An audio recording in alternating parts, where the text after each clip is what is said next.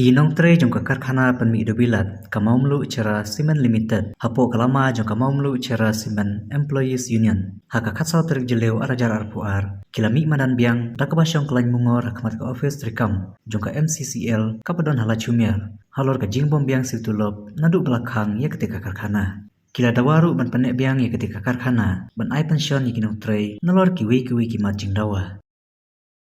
Basta gani dia mi yung isip ko surok dito magpapandaway ini doang konjak ni yung pay ko dia kai ko nang kung ko nang ka program ka deh ko deh tu makanya ka tulog o si beras ka ka deh ka sakit dia ko bakal mutakan ko soka ka pemerintah doy kalayara ini sibun tak bakala apa ini ka pencapaian sa sistem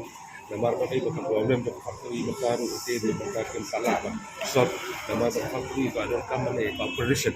kakong kapuar mo jadi nakakadaw magkaka mo tawara pa dito yung kinupay namar bangimyo ay ka daw mag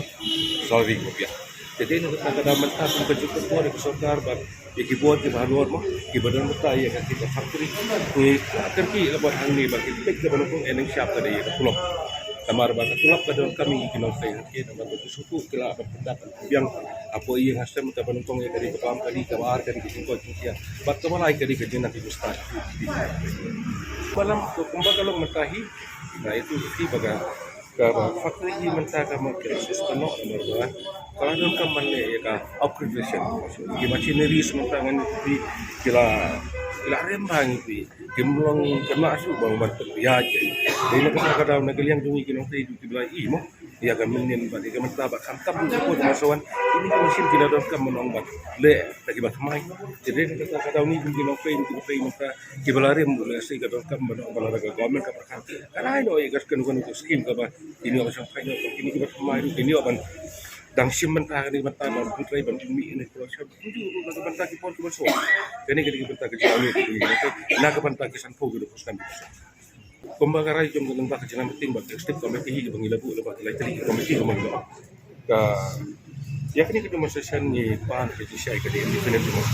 kata ka sumpa ka tibor na kibusik abana lagi ay na mentar ngidangnya dai ya kani ban extend masasan ka sarkar kampala Siyempre kan ikaw man taban nga sa diyan ko sa timot agabang perlong kami kay ginawa jo. Di ko maglalo yung napi nagpo-set ko kasi jam ko ng aya issue nagawin issue sa gawin pa kumoki ka sampam ka di hinso ka di tulap. Di man siya ngilani yang ni itu ka caka hi po ay ko susuli karong ban Penwari ke sarkar bagan pwede mo dito ibangitan ko diri ka nilawan ko naka jingsatngan ko mo pi. Alay ka jingsatngan ko porte hadir mengasyong itu kejisakan ke